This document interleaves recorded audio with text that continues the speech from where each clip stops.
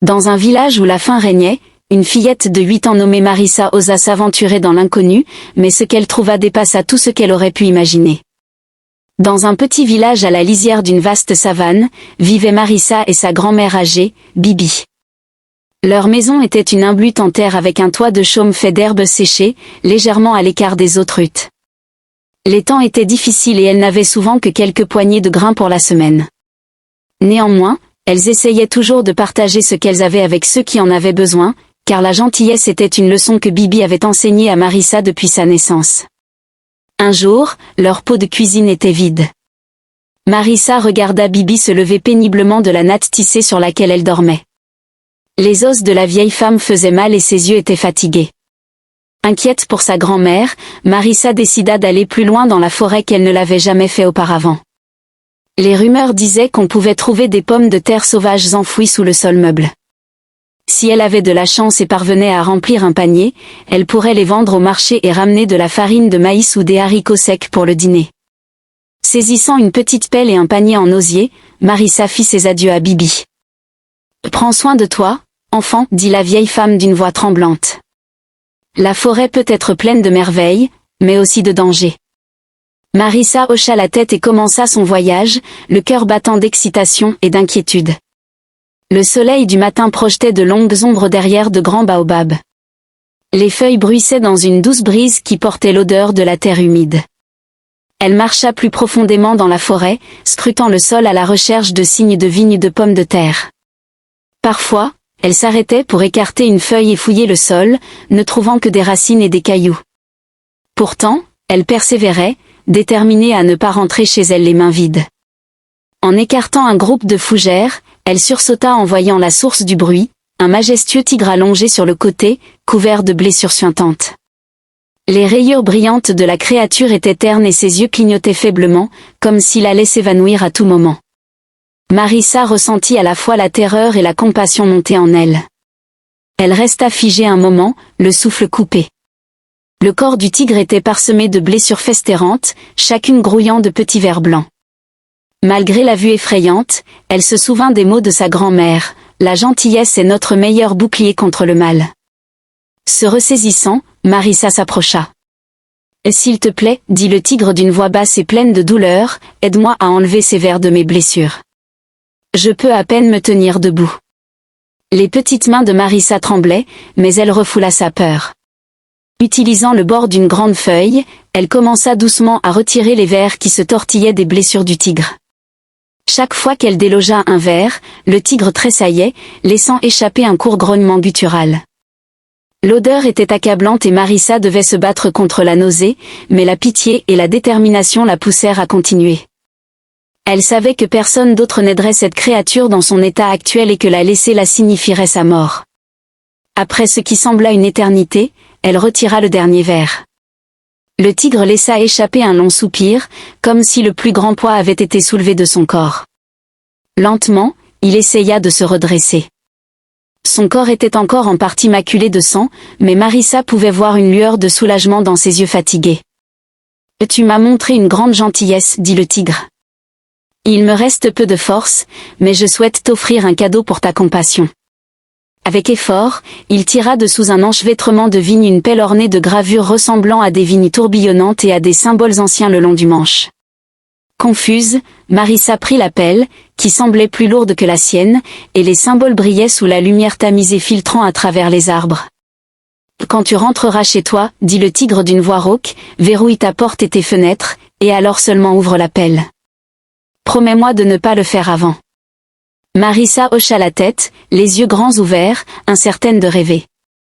Le tigre se leva lentement et disparut dans les ombres plus profondes de la forêt, ses membres affaiblis se déplaçant avec une grâce surprenante. En serrant la pelle étrange contre sa poitrine, Marissa réalisa qu'elle devait encore rassembler des pommes de terre, mais son esprit était en émoi avec des questions. Pourquoi le tigre lui avait-il confié cet objet mystérieux? Y avait-il vraiment quelque chose de spécial à son sujet?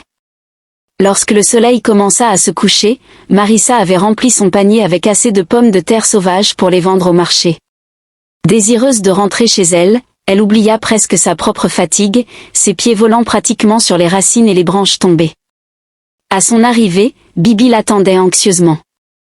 Marissa verrouilla la porte et ferma les fenêtres, juste comme le tigre l'avait ordonné. Le cœur battant, elle ouvrit la pelle. À sa grande surprise, des pièces d'or scintillantes dévalèrent, illuminant la sombre maison de lumière dorée. Bibi s'exclama, n'ayant jamais vu tant de richesses, pas même dans les magasins du marché. Des larmes coulaient sur les joues de Marissa alors qu'elle réalisait que son acte de compassion simple avait apporté une bénédiction inimaginable. Le lendemain matin, Marissa et Bibi décidèrent de garder leur secret. Elle savait que les villageois, bien que généralement bienveillants, pouvaient devenir envieux. Néanmoins, les nouvelles circulèrent vite. Un voisin avait aperçu Marissa rentrant tard de la forêt et avait remarqué les chuchotements excités qui l'entouraient. Bientôt, les rumeurs se répandirent selon lesquelles la petite fille avait trouvé un trésor caché en creusant des pommes de terre. Bien que Marissa et Bibi essayèrent de dévier les questions des villageois, les spéculations ne firent que croître. Certaines personnes insistaient sur le fait que Marissa avait dû tomber sur l'or caché d'un roi tribal, d'autres croyaient qu'elle avait été bénie par des esprits de la forêt pour son cœur pur. Quoi qu'il en soit, tout le village voulait connaître la vérité. Une famille en particulier, un mari et une femme nommés M et Madame Zéo, devinrent consumés par leur curiosité et leur cupidité. Ils avaient une fille, Amara, du même âge que Marissa. Contrairement à Marissa, Amara avait été élevée avec tous les conforts que ses parents pouvaient se permettre. Bien qu'ils ne fussent pas riches, ils la gâtèrent, lui enseignant peu de choses sur l'humilité ou la gentillesse. Lorsqu'M et Madame Zéo entendirent l'histoire de Marissa, ils croyèrent que l'or pouvait leur appartenir s'ils copiaient simplement ce que Marissa avait fait. Au début, la famille essaya de coincer Marissa devant sa hutte, lui demandant de révéler comment et où elle avait trouvé sa prétendue fortune. Marissa s'accrochait au bras de Bibi, mal à l'aise avec leurs questions pressantes.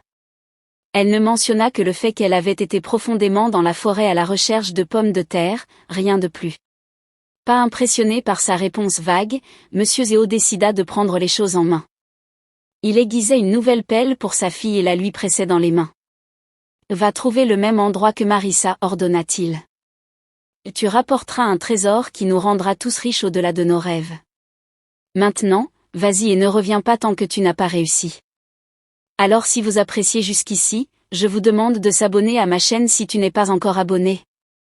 Et si tu es encore plus gentil, tu me laisses un pouce bleu pour me faire comprendre que tu aimes mes vidéos. » Amara, en particulier, ne voulait pas s'aventurer dans la forêt.